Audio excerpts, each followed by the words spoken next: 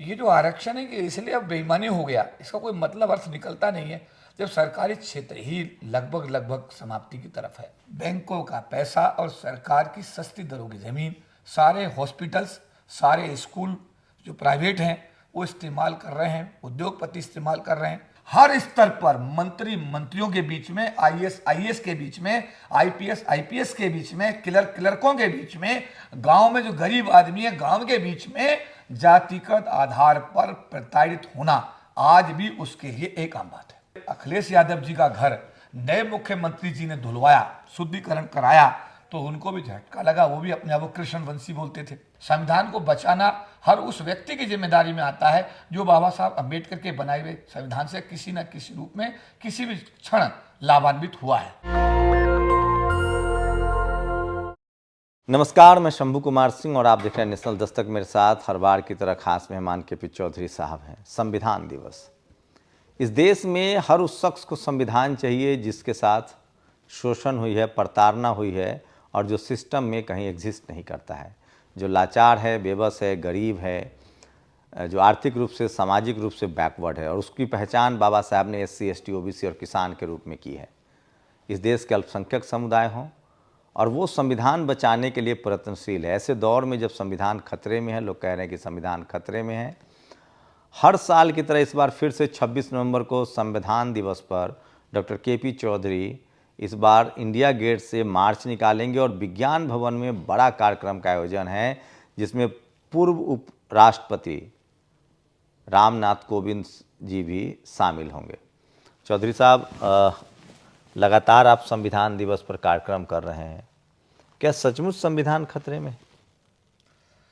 देखिए, जो देश का माहौल है, जो आम आदमी के अंदर जो एक फीलिंग आ रही है, और पिछले दिनों भारत के माननीय प्रधानमंत्री जी के राष्ट्रीय जो सलाहकार हैं उनकी तरफ से भी एक बयान का आना, ये आम आदमी के मन में एक संशय, हाँ, देवराय जी के द्वारा एक बयान दिया जाना आम आदमी के मन में एक संशय, क्योंकि प्रधानमंत्री जी का सलाहकार तो बिना प्रधानमंत्री की डायरेक्शन के कुछ बोल ही नहीं सकते।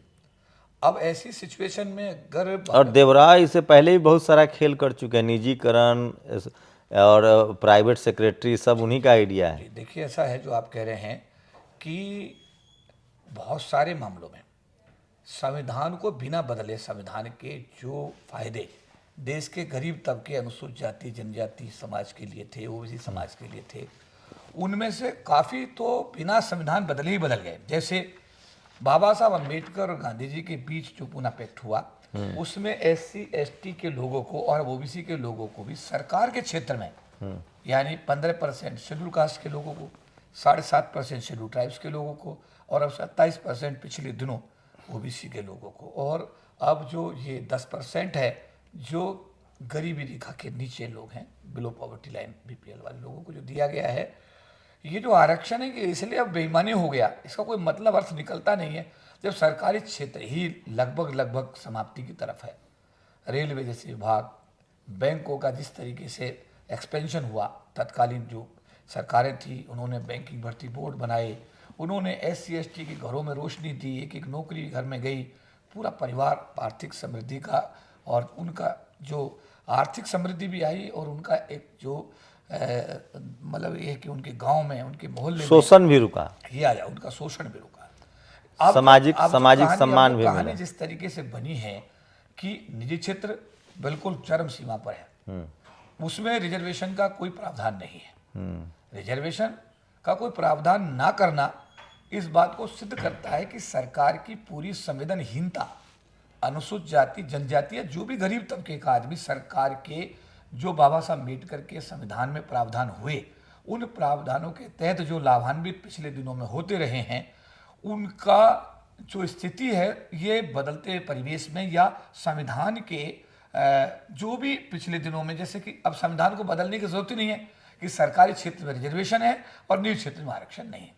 और यहाँ पर मैं बार बार इस बात का हमेशा पक्षधर रहा हूँ कि अगर सरकारी बैंकों का पैसा और सरकार की सस्ती दरों की ज़मीन, सारे हॉस्पिटल्स, सारे स्कूल जो प्राइवेट हैं वो इस्तेमाल कर रहे हैं, उद्योगपति इस्तेमाल कर रहे हैं, तो बात तो वही हुई, पैसा भी बैंकों का सरकारी है और सस्ती दरें पर जो जमीन ली गई है सरकार से। सरकार आती जाती रहती है, संविधान लागू करने में सबको दिक्कत है क्योंकि 90% लोगों को अधिकार मिल जाएगा।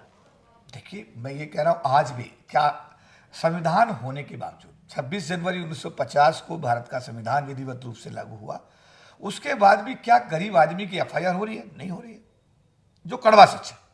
गरीब आदमी के साथ भारत के किसी भी कोने में अन्याय हो रहा है क्या? उसकी सुनवाई हो रही है? बिल्कुल नहीं हो रही। मैं बहुत जिम्मेदारी से बोलता हूँ ये बात, बिल्कुल सुनवाई नहीं हो रही है, समझ बात आपने। और जो उसका, मैं उस पर सरकार को, यहाँ पर मैं सरकार की जिम्मेदारी फिक्स करने से पहले जो देश की मानसिकता है, बेसिक इशू ये है कि हमारी मानसिकता क्या है। प्रधानमंत्री कोई भी हो, राष्ट्रपति कोई भी हो, मुख्यमंत्री कोई भी हो, पार्टी कोई भी हो, पार्टी कोई भी हो, वो इम्मैटेरियल है। क्योंकि जिस तरह का अत्याचार एक पर्टिकुलर पार्टी के राज्य शासित राज्य में हो रहा है, वही अत्याचार दूसरी पार्टी जो शासन में है वहां भी वही हो रहा है। फिर तीसरी जो पार्टी है उसकी सरकार किसी दूसरे राज्य में, वहां भी वही हो रहा है। मतलब सरकार किसी को पीड़ित schedule caste schedule tribe backward है, मुस्लिम से अब महिलाएं हैं। जी नहीं, निश्चित रूप से ऐसी, देखिए बाकी लोगों की स्थिति में मैं कहूँगा, चाहे ओबीसी है, ओबीसी सामाजिक स्तर पर उपेक्षा का शिकार, प्रताड़ना का शिकार नहीं है। मुसलमान सामाजिक स्तर पर प्रताड़ना का, उपेक्षा का शिकार नहीं है। जो गरीब, जिसको हम बिलो पॉवर्टी लाइन बीपीएल 10% की, वो सामाजिक स्तर पर तो एक सक्सेना भी एंजॉय कर रहा है, एक चड्ढा भी एंजॉय कर रहा है, एक सिद्दीकी भी एंजॉय कर रहा है। लेकिन एक शेड्यूल कास्ट और शेड्यूल ट्राइब का आदमी सामाजिक स्तर पर भी पूरी तरह प्रताड़ित है।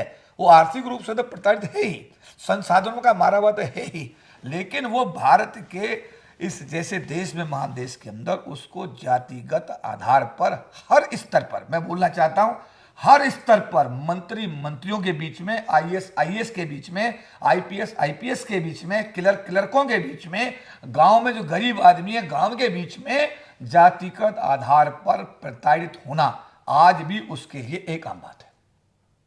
रास्ता क्या है? रास्ता यह है कि जितने भर भी प्रताड़ित लोग हैं, जिनको अनुसूचित जाति कहूँ, जनजाति कहूँ, और अब तो जब से अखिलेश यादव जी का घर नए मुख्यमंत्री जी ने धुलवाया, शुद्धिकरण कराया, तो उनको भी झटका लगा। वो भी अपने आप को कृष्ण वंशी बोलते थे। अब सवाल ये, उनको पता लगा कि यार मैं भी दलित हूँ, मैं भी बैकवर्ड हूँ, मैं भी पिछड़ा हूँ, तो उनके सोच में परिवर्तन आया। हमारे बिहार के मुख्यमंत्री जी हैं, आज वो भी अपने आप को पिछड़ा कहते हैं। इवन मैं तो कहूँगा कि भारत के माननीय प्रधानमंत्री जी भी अपने आप को पिछड़ा ही बोलते हैं। लेकिन सवाल इस बात का है कि जितने भर भी लोग इस देश में पीड़ित हैं, जितने भी लोग इस देश के सिस्टम का शिकार हैं, मेरा उनसे नम्र निवेदन है कि आप अपनी पार्टी लाइन, संगठन की लाइन, जाति की लाइन, धर्म की लाइन, सारी लाइनों को तोड़ करके आप सब लोग इकट्ठे हो जाओ। आपकी आज भी बाबा साहब अम्बेडकर का बनाया हुआ संविधान भारत में लागू है, और आपका राइट ऑफ वोट, आपका सबसे बड़ा हथियार बाबा साहब अम्बेडकर आपको देकर गए। अगर आप इकट्ठे होकर, एकमत होकर के अपने मत का प्रयोग अपने हक में करेंगे, तो मैं ये जिम्मेदारी के साथ कह सकता हूं, बहुत जिम्मेदारी के साथ ये बात बोल सकता हूं कि आपका शोषण जो आए दिन की आपकी नीति बन गई है, उसका एकमात्र समाधान और निदान यही है कि आओ हम सब बहुजन, जिनको मान्यवर काशीराम 85% के रूप में उनकी व्याख्या करके गए हैं, आओ हम सब लोग एकत्र हों, इकट्ठे हों।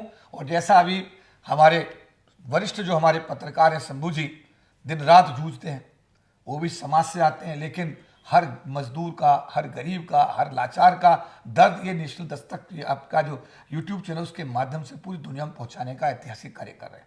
मैं ये कह रहा हूँ, आइए इस नेशनल दस्तक के माध्यम से मैं आपको आह्वान करता हूँ कि 25 नवंबर को प्रातः 9 बजे आप लोग इंडिया गेट, जो कि एक लैंडमार्क है भारत का, वहाँ पर शहीदों के नाम लिखे हुए हैं, वहाँ से शुरुआत करेंगे सब लोग। 2019 में 25 जहाँ 26 जनवरी को सेलिब्रेट भी होता है, गणतंत्र प्रोसेसन निकलता है, जिसको 26 जनवरी का प्रोसेसन कहते हैं। इसके अलावा और कोई प्रोसेसन नहीं निकलता है।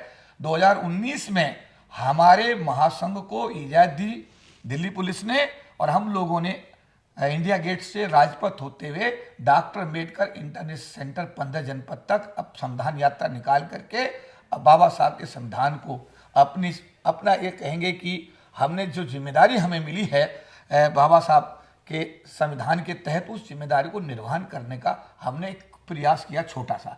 इसी कड़ी में 25 जो नवंबर अब आ रहा है, 26 नवंबर का तो संविधान दिवस है, लेकिन क्योंकि हमको विज्ञान भवन नहीं मिला इसलिए 25 नवंबर को हमने एक दिन पहले ये रखा है। और 25 नवंबर को प्रातः 9 बजे सारे काम छोड़ करके, सारी जिम्मेदारियां छोड़ करके आप लोग सब लोग इंडिया गेट पर इकट्ठे हों।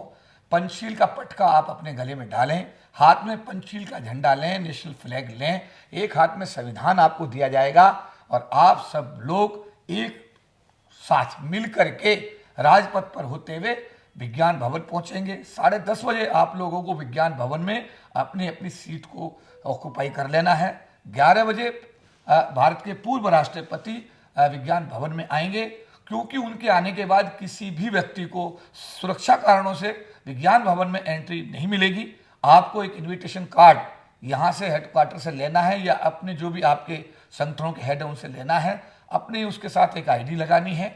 आईडी लगा करके आपको 10:30 बजे हर हालत में विज्ञान भवन में आपको अपनी सीट जो है ले लेनी है। उसके बाद में भारत के पूर्व चीफ जस्टिस के बालाकृष्ण साहब, भारत के पूर्व राष्ट्रपति माननीय रामनाथ कोविंद साहब, इसके अलावा हमने सभी राजनीतिक दलों के जो मुखिया हैं उनको इस कार्यक्रम में इनवाइट किया है, जिससे वो अपनी पार्टी का पक्ष भारत के संविधान के विषय में हमारे समाज के सामने, भारत के सामने स्पष्ट कर सकें। हमने इसमें अभी तक जो हमें कन्फर्मेशन प्राप्त हुआ है, एससी आयोग के हमारे जो 3 फंक्शनरीज हैं, अरुण हल्दर साहब जो वाइस चेयरमैन है, एक्टिंग चेयरमैन है, सुभाष पारदी साहब मेंबर कमीशन है, डॉक्टर अंजुबाला कमीशन मेंबर हैं, इन लोगों की सहमति आ गई है। पीएल पुनिया साहब आयोग के पूर्व चेयरमैन हैं, उनकी सहमति आ गई है। विजय सांपला जी आयोग के पूर्व चेयरमैन, उनकी भी सहमति हमको प्राप्त हो गई है। कांग्रेस के जो अध्यक्ष हैं हमारे समाज के मान्यवर मल्लिकार्जुन खड़गे साहब, उनकी सहमति भी हमको अब तक प्राप्त हो गई है। हमारे राष्ट्रीय लोकदल के राष्ट्रीय अध्यक्ष जयंत चौधरी साहब की सहमति भी हमको प्राप्त हो गई है और अभी कुछ लोगों की सहमति आना अभी बाकी है। तो हमारा ये गैर राजनीतिक संविधान को समर्पित एक प्रयास है। इस प्रयास में आप सब लोग भी अपनी भागीदारी सुनिश्चित करें। आपकी भी जिम्मेदारी और हमारी जिम्मेदारी संविधान के प्रति बराबर है। संविधान को बचाना हर उस व्यक्ति की जिम्मेदारी में आता है जो बाबा साहब अम्बेडकर के बनाए हुए संविधान से किसी न किसी रूप में किसी भी क्षण लाभान्वित हुआ है। तो मेरा आप सब लोगों से अपील है, निवेदन है कि पहले आप इंडिया गेट पर प्रातः 9 बजे 25 नवंबर को उपस्थित हों। वहाँ से राजपथ पर एक मार्च के रूप में संविधान यात्रा वहाँ से जब निकलेगी तो उसका हिस्सा बने और 10:30 बजे ये संविधान यात्रा विज्ञान भवन में अवतरित हो जाएगी, वहाँ पर पहुँचेगी, वहाँ पर ये सभा के रूप में चेंज हो जाएगी और वहाँ पर भारत के महामहिम राष्ट्रपति रामनाथ कोविंद जी और भारत के पूर्व चीफ जस्टिस के बालाकृष्ण साहब और अन्य जो VIPs जो भी इस कार्यक्रम में जिनकी सहमति हो गई है या जिनकी सहमति अभी होना बाकी है, वो सभी लोग मिलकर के अपनी अपनी तरफ से संविधान के विषय में अपनी बात रखेंगे। 6 बजे हम लोग इसमें रिजोल्यूशन पास करेंगे और एक रिजोल्यूशन इसमें यह भी है कि सभी राज्यों की जो राजधानी है उसमें भी हम संविधान दिवस का आयोजन संविधान को बचाने के लिए आने वाले दिनों में करेंगे। सभी जिलों की जो राजधानी है उन जिलों जो जिले की जो हमारी कैपिटल जिलों में भी सभी जिला मुख्यालय पे भी हम लोग ये कार्यक्रम करके एक संविधान के विषय में जागरूकता का एक जो हम फैलाने की कोशिश करेंगे और संविधान के विषय में हम बहुजन समाज को एक एक व्यक्ति को हमारी कोशिश है कि वो संविधान के महत्व को समझे।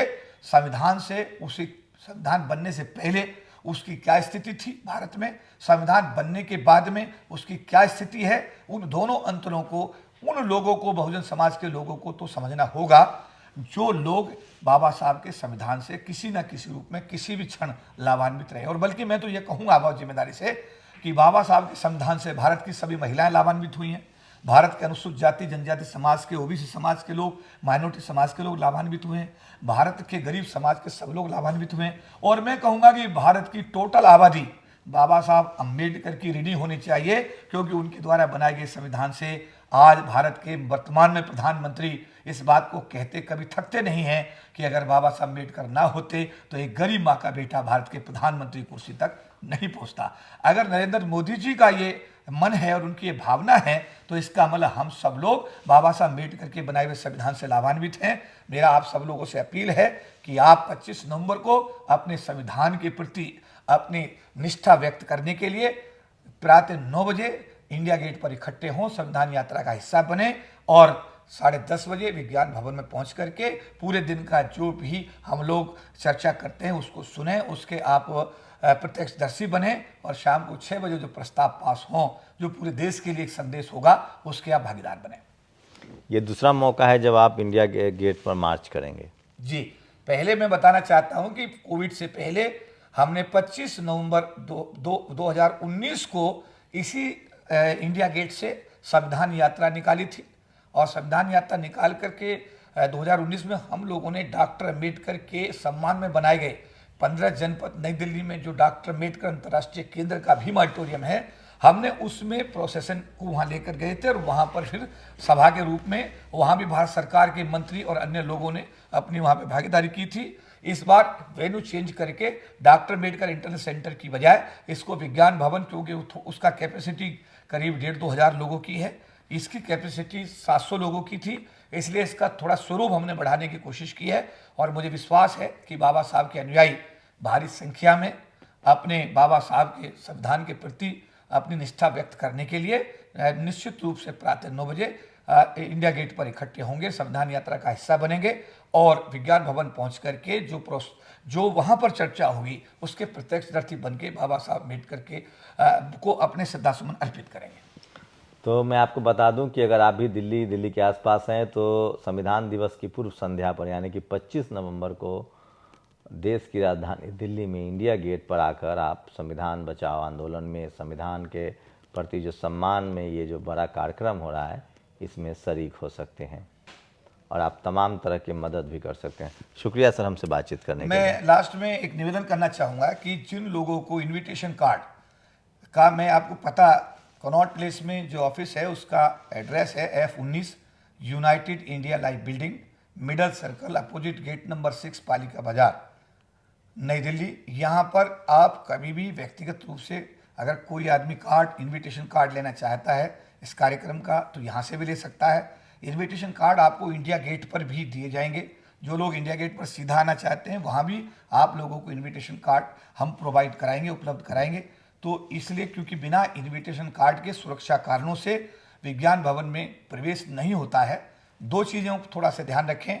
समय, राष्ट्रपति जी के आने के बाद, पूर्व राष्ट्रपति जी के आने के बाद प्रोटोकॉल के हिसाब से सुरक्षा अधिकारी किसी भी व्यक्ति की एंट्री विज्ञान भवन में नहीं होने देते।